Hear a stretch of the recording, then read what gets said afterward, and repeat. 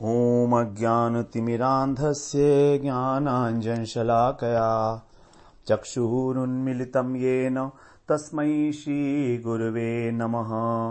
वन्देऽहं श्रीगुरो श्रीयुत्पदकमलं श्रीगुरून् वैष्णवांश्च श्रीरूपं सागरजातं सहगण रघुनाथान्वितं तं सजीवं साद्वैतं सावधूतं परिजनसहितं कृष्ण चैतन्य देवं श्रीराधा कृष्णपादान् सहगण ललिता श्रीविशाखान्वितांश तमादिदेवं करुणानिधानं तमालवर्णं सुहितावतारम् अपार संसार समुद्र सेतुं भजामहे भागवत स्वरूपम्।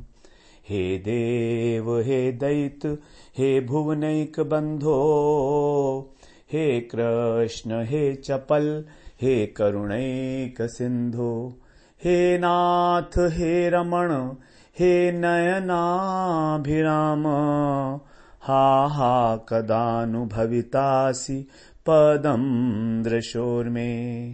श्री कृष्ण चैतन्य प्रभो नित्यानंद श्री अद्वैत गदाधर शिवसादि गौर भक्त वृंद। हरे कृष्णा कृष्णा कृष्णा हरे हरे हरे राम राम राम हरे हरे। हरे कृष्णा। सर्वप्रथम मैं अपने गुरुपाद पद ओम विष्णुपाद अष्टोत्तर शत श्री श्रीमद् भक्ति वेदांत माधव गोस्वामी महाराज के चरण कमलों में अनंत कोटि दंडवत प्रणाम ज्ञापन करता हूं। हम लोग श्रीमद् भागवत महापुराण में दशम स्कंद में गोपी गीत का हम श्रवण कर रहे हैं। हम लोगों ने 31वें अध्याय गोपी गीत के अंदर छठे श्लोक में श्रवण किया कि किस प्रकार से गोपियां भगवान से उनका मुख कमल दिखाने के लिए, दर्शन करने के लिए प्रार्थना कर रही हैं, क्योंकि भगवान सभी ब्रजवासियों के दुख को हरण करने वाले हैं। वीर योषिताम, कामदेव को भी उन्होंने विजय किया है। इस प्रकार से निज जन इसमें, तो उनके अपने जो जन हैं उनके अंदर यदि किसी प्रकार का कोई अभिमान उत्पन्न हो जाता है तो वो तो केवल अपने एक स्मित मात्र से, एक मंद मुस्कान से ही उसका हरण कर सकते हैं, उसको ध्वंस कर सकते हैं। ऐसे भगवान को क्या आवश्यकता थी? गोपियों के अंदर सौभाग्य मद उत्पन्न हुआ था, लेकिन वो अपनी ही तो है भगवान की, तो केवल मुस्कुरा भर देते हल्का सा, अथवा जो उनकी उन्मुक्त हंसी थी उसको थोड़ा संकुचित कर लेते, केवल एक मुस्कान ही रखते तो गोपियां समझ जाती है, उनका मद दूर हो जाता। तो उसके लिए तो आवश्यकता नहीं थी इतना बड़ा दारुण दुख देने की, अंतर्धान होकर विरह दुख देने की गोपियों को। इसलिए कह रही हैं भज सखे भवत किंकरी स्मनो। निश्चित रूप से हम आपकी किंकरियां हैं, हम आपकी दासियां हैं, और इसलिए हे सखे हम आपको आदेश दे रही हैं, क्योंकि आप सखा भी हो। भज सखे, इस प्रकार हमारा भजन करो, मतलब हमारा मनोरथ पूर्ण करो। और मनोरथ क्या है? जल रूहाननम चारु दर्श है, अपने जो मुख कमल है आप उसका, सुंदर मुख कमल का आप हमें दर्शन कराओ। इस प्रकार से यहां निवेदन किया गया। अब आगे 8वें श्लोक में यहां पर कह रही हैं, प्रणत देहि नाम पाप कर्षणम तृणचरानुगम श्रीनिकेतनम फणिफणार्पितं ते पदाम्बुजं कृणुकुचेषु न कृन्धिरक्षयम्। अन्य कोई गोपी कह रही है, हे कृष्ण आप अपने चरण कमलों को हमारे वक्षस्थल पर अर्पण करो। कुचेषु न कृन्धिरक्षयम्, इस प्रकार से हमारे हृदय के अंदर जो ताप है, जो काम है, काम रूपी ताप है, उसको आप जो है नष्ट करो। कृंधि माने नष्ट करो, दूर करो उसको। तो यहां पर भगवान के चरण कमलों की जो है महिमा बताई है, कितने शीतल हैं, कैसे हैं भगवान के चरण कमल।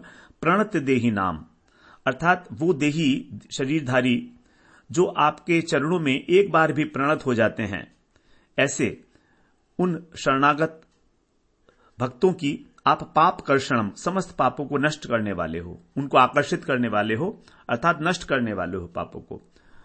तृण चरानुगम, और जो तृण खाने वाली गाय इत्यादि पशु हैं उनके अनुगम, अनुगम मतलब पीछे चलने वाले हो।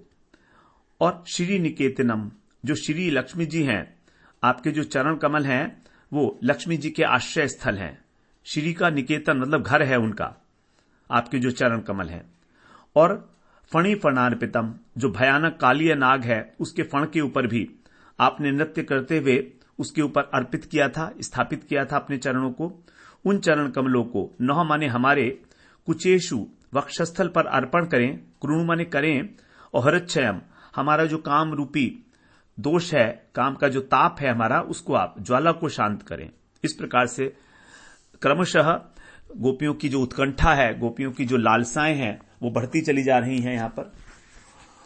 तो भगवान से यहां पर प्रार्थना कर रही है याचक की रीति यही होती है साधन के पक्ष में कि धीरे धीरे जो भक्त होता है उसकी भगवान के प्रति जो आकांक्षा और अधिक बढ़ती चली जाती है। तो पहले मुख दर्शन की इच्छा व्यक्त की, मुख दर्शन से भी दुख तो दूर होता है, लेकिन अब यहां पर याचना को बढ़ाते हुए चरण कमल को वक्षस्थल पर धारण करने के लिए कह रही हैं। क्योंकि जब चरण कमल को कभी तभी धारण किया जा सकता है जब भगवान का सानिध्य प्राप्त होगा, तो भगवान का सानिध्य प्राप्त होकर ही उनकी सेवा की जा सकती है। तो यहां पर वक्षस्थल पर चरण धारण करने का मतलब भगवान की सेवा करना, सर्वांग से सेवा करना ही उनका उद्देश्य है। गोपियों में किसी भी प्रकार का स्वसुख वांछा नहीं है, नितांत अभाव है, क्योंकि गोपियों को कहा गया समर्थारति। समर्थारति है मतलब वो सब प्रकार से समर्थ हैं भगवान को वशीभूत करने में। भगवान के प्रति जो रति है वो 3 प्रकार की बताई गई है, साधारणी रति, समंजसा रति और समर्था रति। 3 प्रकार की रति है। क्रमशः ये उच्च से उच्चतर होती चली जाती है। जैसे साधारण रति होती है नायक को देखकर, समंजसा रति होती है उसकी गुणों को सुनकर उससे जब प्रेम हो जाता है, और समर्था रति है न देखा है न सुना है, स्वाभाविक रूप से। तो साधारण रति जो है उस भगवान को वशीभूत नहीं करती, समंजसा रति भगवान को थोड़ा थोड़ा वशीभूत करती है, क्योंकि वहां पर भोग भी है और पति की सेवा भी है। समर्था रति जो है वो सब प्रकार से भगवान को वशीभूत करती है। तो यहां पर साधारण रति का जो उदाहरण है वो है कुब्जा। कुब्जा ने कभी भी पर पुरुष की कामना नहीं की, केवल कृष्ण को ही सबसे पहली बार चाहा, और उसको भगवान ने इसलिए कहा कि वो साधारण रति है। तो यहां पर केवल अपने भोग के लिए है, स्वसुख वांछा, केवल अपना भोग है। द्वारका की जो महिषियां हैं वो हैं समंजसा रति, क्योंकि वो सामंजस्य करती हैं कि हमारे पति हैं इसलिए कृष्ण का विरोध नहीं कर सकती, और पति के बीच में और पुत्रों के बीच में, परिवार के बीच में सामंजस्य बनाकर ही आगे बढ़ती हैं वो। तो ये भी भगवान को जो है पूर्ण रूप से वशीभूत नहीं कर सकती, क्योंकि इनके भी अंदर भी कहीं ना कहीं स्वसुख वांछा है, पत्नी पने का अभिमान है, इस प्रकार से। और समर्था रति ये है ब्रज की जो गोपांगनाएं हैं, यहां पर सर्वथा स्व सुख वांछा से रहित है, गंध भी नहीं है यहां पर। तो ये वाली जो रति है ये भगवान को पूर्णतः वशीभूत करती है। यहां पर गोपियां एकदम अंतरंग हैं भगवान से, कुछ भी कह सकती है भगवान को, कुछ भी कह सकती हैं। इसलिए यहां पर भगवान से वो प्रार्थना कर रही हैं कि सब प्रकार से जिससे भगवान की सेवा कर सके। तो इसके लिए जब उन्होंने ऐसा कहा कि हमारे वक्षस्थल पर अपने चरण स्थापित करो, तो ऐसा लग सकता है कि ये उनकी अपनी सुख की इच्छा प्रकट हो रही है।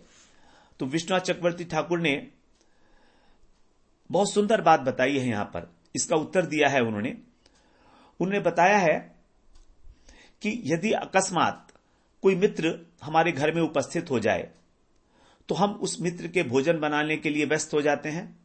तब वो आगंतुक मित्र कहता है कि आपको हमारे लिए इतना कष्ट करने की क्या आवश्यकता है। तो यदि उस समय सत्य कहें हम कि हां ठीक है, बिल्कुल ठीक कह रहे हो आप आज आपके लिए हम इतनी भाग दौड़ कर रहे हैं, आप आए हो ना, तो आपको भोजन कराने के लिए ही हम वास्तव में इतनी व्यस्त भागदौड़ कर रहे हैं, बड़े व्यस्त हैं। तो अगर हमने ये कहा तो हमारा मित्र कभी भी प्रसन्न नहीं होगा, हमारा प्रेम जो है वो कम हो जाएगा।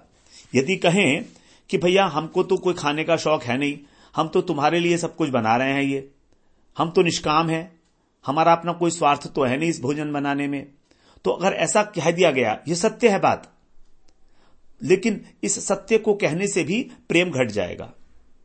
ये बड़ा इंपॉर्टेंट बात है जो हम यहां श्रवण करने जा रहे हैं, ध्यान से समझेंगे तो आ जाएगा समझ में। तो ऐसा यदि कहा गया तो हमारा प्रेम घट जाएगा, मित्र कभी प्रसन्न नहीं होगा। इसलिए हम बात को बदलकर बोलते हैं, हम कहते हैं नहीं, ये हम भोजन आपके लिए नहीं बना रहे, हम आपके लिए इतना प्रयास नहीं कर रहे हैं, हम भी तो भोजन करेंगे ना, केवल आप ही थोड़ी हो। इस प्रकार हम मिथ्या बोलते हैं। हम ये भी कहते हैं कि हम तो रोज ही रसोई बनाते हैं, कोई विशेष नहीं बनाते हैं, आज भी कोई विशेष नहीं कर रहे हैं, जबकि वास्तव में सारा प्रयास विशेष रूप से उस अतिथि के लिए किया जा रहा है। तो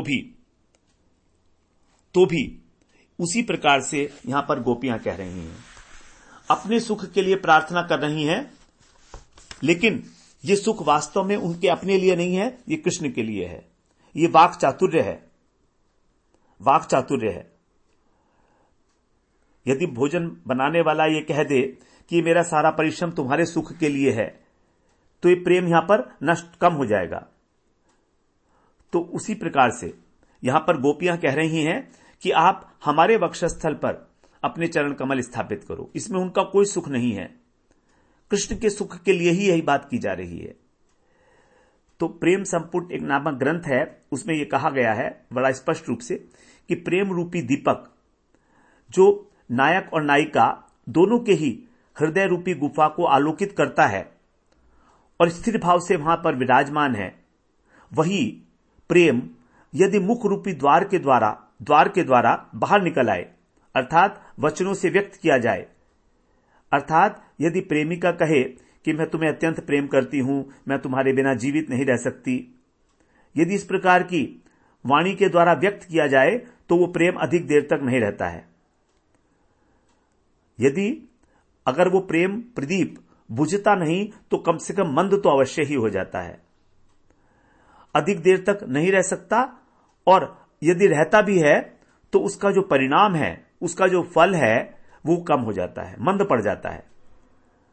तो प्रेम का प्रकाश जितने परिमाण में होना चाहिए था अब उतने परिमाण में नहीं हो पाता। लेकिन यदि प्रेम को गुप्त रखा गया तब वो जो प्रेम है हृदय की गंभीरता को, हृदय में ही गंभीरता को और प्रगाढ़ता को प्राप्त करेगा, अर्थात और अधिक उज्जवल रूप में प्रकाशमान होगा हृदय के अंदर। तो इस प्रकार से जो गोपियां हैं वो परम विदग्धा हैं, परम चतुर हैं, और अपने प्रेम को वाणी के द्वारा अभिव्यक्त नहीं कर रही हैं। यदि अभिव्यक्त कर देंगी कि हम तुमसे कितना प्रेम करती हैं, तुम्हारे सुख के लिए ऐसा हम कह रही हैं, तो यहां पर उनका प्रेम जो है शिथिल दिखाई देगा। तो कृष्ण के सुख का ही एकमात्र प्रयोजन है उनका कायिक, वाचिक और मानसिक, सब प्रकार से कृष्ण के ही सुरत सुख का उद्दीपन करने के लिए वो इस प्रकार से कह रही हैं इस प्रसंग के अंदर। तो यहां पर ब्रज प्रियों का जो प्रेम है वो स्वसुख वांछा से सर्वथा रहित है।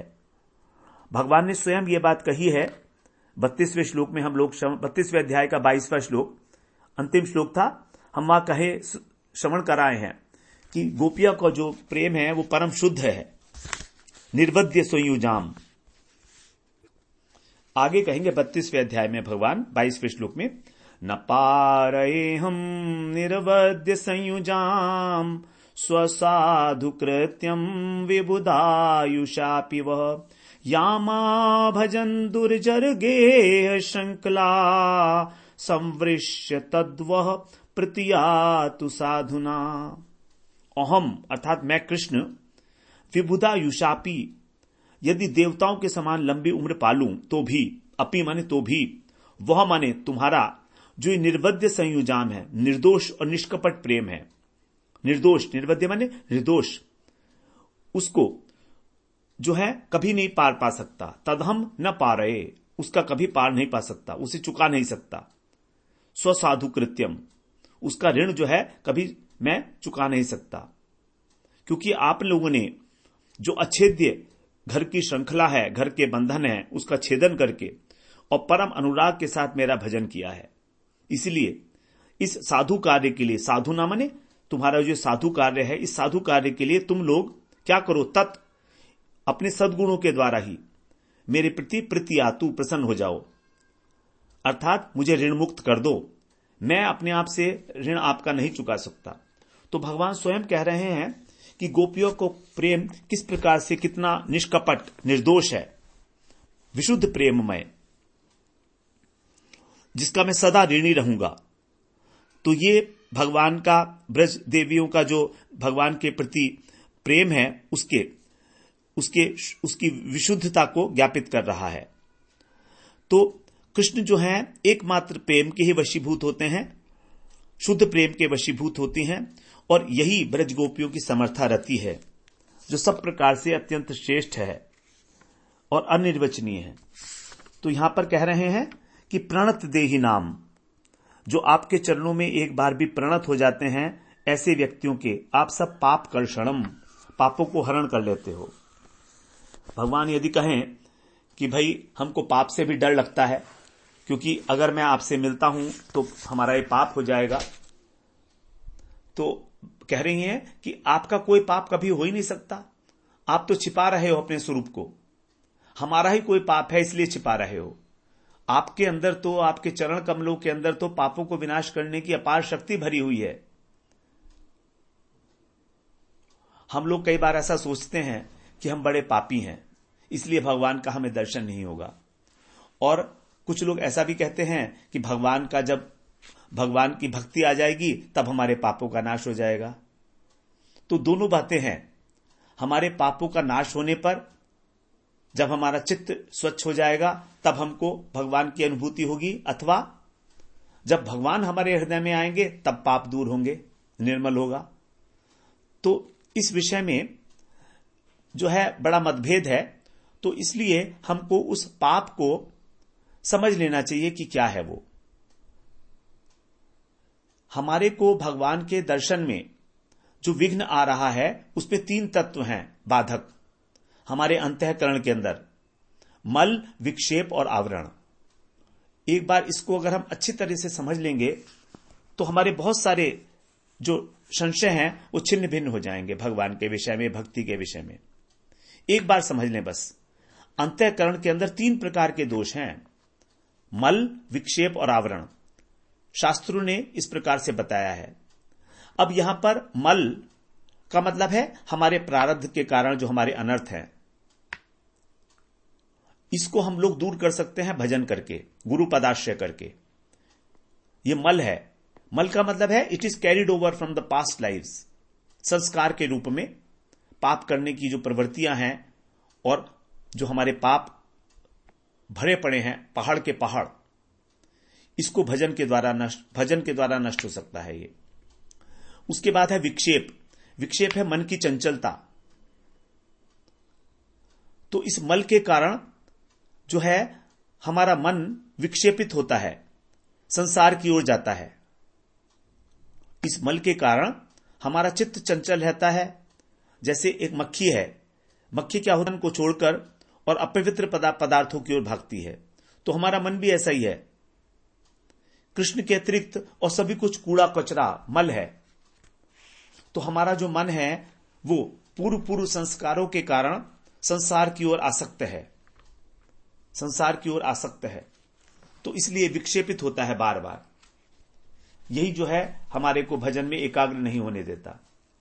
तो जब हमारा मन स्थिर हो जाता है, बुद्धि जब निर्णय कर लेती है कि जीवन का उद्देश्य मेरे कृष्ण प्रेम की प्राप्ति है, तब हमारा मन जो है एकाग्र हो जाता है। तो ये संकल्प जो हमारा होगा कि हमें कृष्ण प्रेम प्राप्त करना है, हमारा जो प्रयोजन, ये लक्ष्य हमारा कैसे निर्धारित होगा? ये हमारा लक्ष्य निर्धारित होगा साधु संग में। जब हम साधु संग करते हैं तो हमारे मन का जो विक्षेप वृत्ति है, चंचलता है, वो शांत हो जाती है। तो मल तो हमारे भजन से नष्ट होगा, उसके लिए प्रयास करना है। विक्षेप, जो मन की चंचलता है, वो साधु संग में नष्ट होती है। मन जो बिगड़ता है वो संसार में रहने से नहीं बिगड़ता, बल्कि मन बिगड़ता है संसार के चिंतन करने से। मन की चंचलता का कारण है चिंतन। हम संसार में हैं, इस संसार को छोड़कर कहीं और रह भी तो नहीं सकते, संसार में तो रहना ही पड़ेगा। लेकिन मन का जो स्वभाव पड़ गया है इस संसार का चिंतन करना, संकल्प करते रहना, संकल्प करना, विकल्प पढ़ना, यही हमारी आदत बनी हुई है इस मन की। तो ये जो इस संकल्प को जो नष्ट होता है, ये संकल्प कब होगा? जब हम साधु संग करेंगे, जब उनका आचरण देखते हैं, उनके क्रियाकलाप देखते हैं, तब हमारा मन जो है संसार से के चिंतन को छोड़कर भगवत चिंतन करने लगता है। जब हम कथा सुनते हैं साधु के मुख से, तो हमारी जो संसार की आसक्ति है वो नष्ट हो जाती है। ततो दुस्संगम उत्सृज्य सत्सु सज्जेत बुद्धिमान संत एवास्य छिन्दन्ति मनोव्यासंगम उक्ति भी। इसीलिए जो बुद्धिमान पुरुष है वो दुस्संग को छोड़कर सत्पुरुषों की ओर आकर्षित होता है, उन्हीं का संग करता है। क्योंकि सत्पुरुष जो संत हैं वे ही संत एव अस्य, अस्य माने इस जगत की, संत एवास्य छिन्दन्ति, हमारी जो इस संसार के प्रति मन की व्यासंगम आसक्ति है उसको छेदन कर देते हैं। छिन्दन्ति, अपनी उक्ति के द्वारा, अपनी वाणी के द्वारा, भगवान की वीर्यवती कथाओं के द्वारा, तत्व ज्ञान के द्वारा, अपने उद्देश्य के द्वारा साधु ही इसका हमारा मन का विक्षेप जो है वो शांत कर देते हैं। तो यही है विक्षेप। संसार दिखे ये कोई बुरी बात नहीं है, लेकिन संसार का चिंतन करना ये है विक्षेप। कचरा दिख रहा है, ठीक है, कोई बात नहीं है, लेकिन हमेशा कचरे के बारे में सोचते रहना, कूड़े के बारे में, यहीं पर हम मात खा जाते हैं। इसी को कहा गया विक्षेप। यह है माया की रजोगुणी वृत्ति जो हमको संसार में आसक्त करके रखती है। तो अपने मन को जब हम भगवान की कथाओं में सरोबार कर देते हैं तो, और भगवान के नाम का चिंतन करते हैं, नाम का जप करते हैं, सेवा करते हैं शरीर से, तो हमारे मन का मैल और हमारे मन का विक्षेप साधु संग में अनुगत्य की इसीलिए विशेषता है, तब हमारा विक्षेप जो है नष्ट हो जाता है। अब एक तीसरी चीज रहती है, वो होती है आवरण। ये अब भगवान की ओर से होगा। जो हमारे चैत्य गुरु हैं, हमारे हृदय के अंदर विराजमान स्वयं भगवान हैं, वो इस आवरण का भंग कर देते हैं।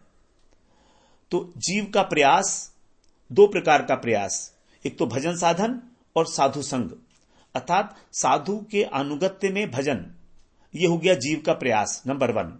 और दूसरी हो गई भगवान की कृपा। जब ये दोनों मिल जाती हैं तब हमारा मल, विक्षेप और आवरण नष्ट हो जाता है। तो यहां पर गोपियां, ना तो उनके हृदय के अंदर मल है ना विक्षेप है। आरंभ में ही गोपियों ने कह दिया है कि हमारे मन में आपके अतिरिक्त और कुछ है ही नहीं। तो हम अपने घर में चाहे किसी को भी रखें, लेकिन अपने मन में हमें कृष्ण को ही रखना चाहिए। कृष्ण के अतिरिक्त किसी और को बसाया तो कष्ट ही कष्ट, दुख ही दुख। तो कह रही हैं गोपियां कि हमारे मन में आपके अतिरिक्त और कुछ नहीं है। पहले कहा ही है, संतज्य सर्व विषयांस तव पाद मूलम, प्रणय गीत में। सारे विषयों को हमने त्याग कर अब आपके चरणों की ही जो है वो का आश्रय लिया है, तव पाद मूलम। तो हम संपूर्ण मल और विक्षेप को त्याग करके आपके पास आई हैं। अब हमने अपना आप काम तो कर लिया है, अब ये आवरण को दूर करना यह आपका काम है। इसलिए आप इस आवरण को हटाएं और हमको प्रत्यक्ष दर्शन दें, क्योंकि अब हम प्रणत देहि नाम, हम आपके चरणों में अब प्रणत हैं, प्रकृष्ट रूप से नत हैं। अर्थात हमारा अब कोई अपना अभिमान नहीं है, न कर्तापन न भोक्तापन। अत्यंत दैन्य को धारण करके अब हम आपके चरणों में नमित हो रही हैं। इसलिए आप हमारे पाप को जला डालिए। आपके अंदर पापों को जलाने की शक्ति है। यदि हम भगवान का निरंतर वंदन करते रहें तो हमारे पाप जलते हैं। थोड़ी देर के लिए ही हम भगवान का नमन करें, जैसे भी सुविधा हो, जैसा भी समय हो, जैसा भी अनुकूलता हो, मन से करें। क्योंकि पाप पहले वाणी में आता है, फिर व्यवहार में आता है। तो वाणी से यदि हम बार बार भगवान का नाम लेंगे और शरीर के द्वारा वंदन करेंगे, तब फिर हमारा देहाभिमान नष्ट हो जाएगा। देहाभिमान मतलब मैं पुरुष हूं, मैं स्त्री हूं, मैं पंडित हूं, ये इस देहाभिमान को धारण करके ही हम पाप करने में प्रवृत्त होते हैं। तो जब तक हम भगवान के चरणों में हृदय से नहीं झुकते, तब तक हमारा अभिमान नहीं मरता, तब तक हमारा पाप नष्ट नहीं होता है। यदि हम झुक जाते हैं तो पाप करने का अवसर कहां है। वाणी से निरंतर भगवान के नाम का उच्चारण हो रहा है तो पाप कैसे करेंगे। शरीर से वंदन हो रहा है, शरीर से वंदन हो रहा है भगवान का। यदि शरीर से नहीं कर सकते तो मन में प्रणत हो, मन में साष्टांग दंडवत प्रणाम करें। हमारे जो षड गोस्वामी हैं वो ऐसे तो करते थे, निरंतर संख्या पूर्वक नाम गान नति भी का मतलब है साष्टांग दंडवत प्रणाम, वंदन। रात को 12 बजे भी हम वंदन कर सकते हैं भगवान का। रात को 12 बजे हम वंदन कर सकते हैं। तो वंदन भक्ति 24/7 है, हर वक्त हो सकती है। भगवान कहीं भी चलते फिरते भगवान की सेवा नहीं कर सकते, अर्चन नहीं कर सकते, लेकिन वंदन कर सकते हैं। वंदन करने में कोई पैसा भी खर्च नहीं होता, कोई हमारी एनर्जी, कोई हमारी कुछ भी नहीं लगती है, लेकिन तो भी हम वंदन नहीं करते। वंदन हम इसलिए नहीं करते क्योंकि अभिमान है, हमने झुकना नहीं सीखा। सर झुका सकते हैं लेकिन सर कटा सकते नहीं। ये इस जगत की रीति है, ठीक है, लेकिन परमार्थ में बिल्कुल उल्टा है। जिसने सर कटाया वही जिया। तो इस प्रकार से अत्यंत दीनतापूर्वक स्वयं को दोषी मानकर,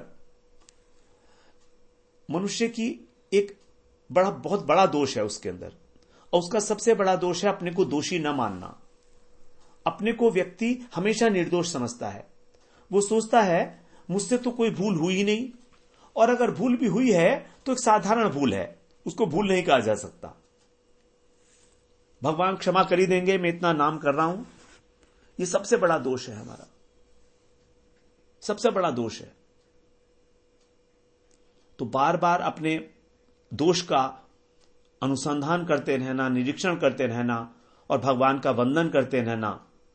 क्योंकि भगवान ने कहा है, शास्त्रों में आया है, एकोपि कृष्णस्य कृत प्रणामो दशाश्वमेधावभृतेन तुल्यः दशाश्वमेधी पुनरेति जन्म कृष्ण प्रणामीन पुनर्भवाय। यदि कृष्ण को एक बार भी प्रणाम किया जाए तो उसकी तुलना दशाश्वमेध यज्ञ से भी नहीं की जा सकती। अर्थात 10 अश्वमेध यज्ञ, 10 अश्वमेध यज्ञ, 100 अश्वमेध यज्ञ कर लिए जाएं तो इंद्र की पदवी प्राप्त हो जाती है।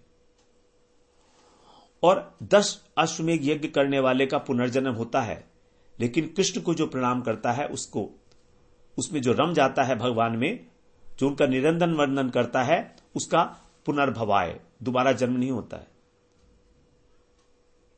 तो पाप का मतलब यह है कि हमको पाप का जो एंटीडोट है वो है भगवान का वंदन करना, जिसके आचार्य हैं अक्रूर जी।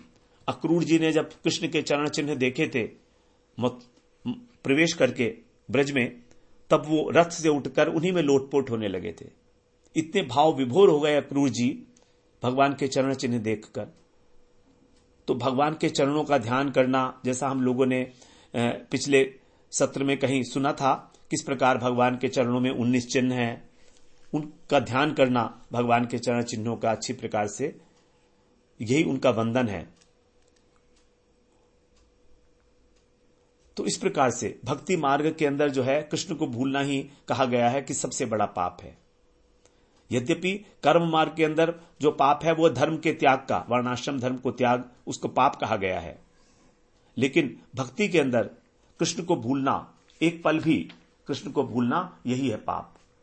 तो यहां पर अब गोपियां कह रही हैं भगवान से कि आप के अंदर हमारे पापों को नष्ट करने की सामर्थ्य है आपके चरणों में। और ये तो आपके चरणों का स्वभाव है। भगवान राम ने वाल्मीकि रामायण में कहा है, शक्रदेव प्रपन्नो यस्तवास्मि इति न याचते इति च याचते अभयम सर्वदा तस्मै ददाम्येतत् व्रतम मम। कि जो व्यक्ति एक बार भी मेरा शरणागत होकर यह कह देता है कि मैं आपका हूं, मैं उसे अभय प्रदान करता हूं, ये मेरा व्रत है। तो ये तो आपके चरणों का गुण है, विशेष स्वभाव है। कालिया नाग ने आपको केवल स्मरण मात्र किया था, उसी से आपके उसके सारे पाप दूर हो गए। नल कुंवर इत्यादि सभी आपके एक ही बार शरणापन्न हुए थे, सबका आपने जो है दूर कर दिया पाप। तृणचरानुगम, तो आप भगवान कहें कि मैं किस प्रकार से तुम्हारे वक्षस्थल पर पैर रखूंगा, मेरे चरण तो बड़े कोमल हैं। तो कहते हैं नहीं, आप तो तृणचरानुगम, जो गाय हैं उनके पीछे पीछे चलते हो कठिन मार्ग के ऊपर, फिर हमारे वक्षस्थल पर क्यों नहीं धारण कर सकते? यदि आप कहो कि हम तत्व नहीं जानते आपका, तो गाय तो जो है पशु हैं, वो तो इस विषय में बिल्कुल अज्ञ हैं, वो तो आपके तत्व को जानती ही नहीं है, तो भी आप उनका अनुसरण करते हो। फिर यदि कृष्ण कहें कि तुम्हारा वक्षस्थल पे अलग अलंकार सुशोभित हैं, वहां पर मैं अपने चरणों को कैसे स्थापन करूंगा? तो गोपियां कहती हैं आपके चरण तो श्री निकेतनम है, अर्थात श्री जी जो श्री हैं, लक्ष्मी हैं, शोभा के सदन हैं, उनके आश्रय स्थल है। तो निश्चित रूप से जो है अलंकार के रूप में आपके चरण कमल सुशोभित होंगे हमारे वक्षस्थल पर। और यदि भगवान कहें कि मुझको तुम्हारे पति से डर लगता है, तो ये भी तुम्हारे पक्ष में ठीक नहीं है, क्योंकि तुम तो डर नहीं सकते हो, तुम तो भीरू हो नहीं, फणी फणार्पितम। ये चरणों का चतुर्थ विशेषण है कि आपने जो कालिय नाग था, फणी माने कालिय नाग, तो उसके फणों के ऊपर भी आपने अपने चरणों को अर्पित किया, जो परम विस्मय था। तब तो आप भयभीत हुए नहीं थे, तो आपको हमारे पतियों से किस प्रकार भय हो सकता है? आपकी कोई भी जो है लॉजिक, आपका कोई भी युक्ति काम नहीं करेगी। इसलिए अब अनुनय कर रही हैं, अनुनय विनय हृच्छयम, हमारे हृदय के अंदर जो काम सोया हुआ है, काम के रहने का स्थान है हृदय है हमारा, तो उस काम को आप जो है नष्ट करो। कृंधी हृच्छयम, कृंधी का मतलब है नष्ट कर दो उसको। हृदय श्रेते इति हृच्छय कामः, अर्थात काम जो है वो हमारे हृदय में रहता है, तो आप जो है हमारे हृदय में रहने वाले काम का विनाश कर दीजिए। तो यहां पर श्रीधर स्वामी बात कहते हैं कि गोपियों के हृदय में काम है, ऐसा कहना ठीक नहीं है, क्योंकि गोपी जो है वो कामनी नहीं है। किसी मनुष्य से मिलने की इच्छा को हम कह सकते हैं काम, लेकिन भगवान से मिलने की इच्छा तो प्रेम है। तो गोपियां तो यहां पर अपने पति इत्यादि सबको छोड़कर भगवान से मिलने आई हैं, तो गोपियां कामिनी नहीं है कि उनके हृदय में रहने वाले काम का नाश करें कृष्ण, किंतु गोपी जानती हैं कि कृष्ण की हमारे से मिलने की इच्छा है, क्योंकि कृष्ण ने ही तो उनको वंशीनाद करके बुलाया है। तो गोपियों को यह विश्वास है कि कृष्ण ने ही हमको वेणुनाद के माध्यम से अपने पास बुलाया है, अर्थात अब कृष्ण की ऐसी इच्छा है कि हम उनके पास आएं। तो भगवान जैसे प्रत्येक जीव को अपने पास बुला रहे हैं, क्योंकि जीव में भगवान का अंश है, तो अंश होने पर भी वो भगवान को छोड़कर संसार में अनुरक्त हो गया है।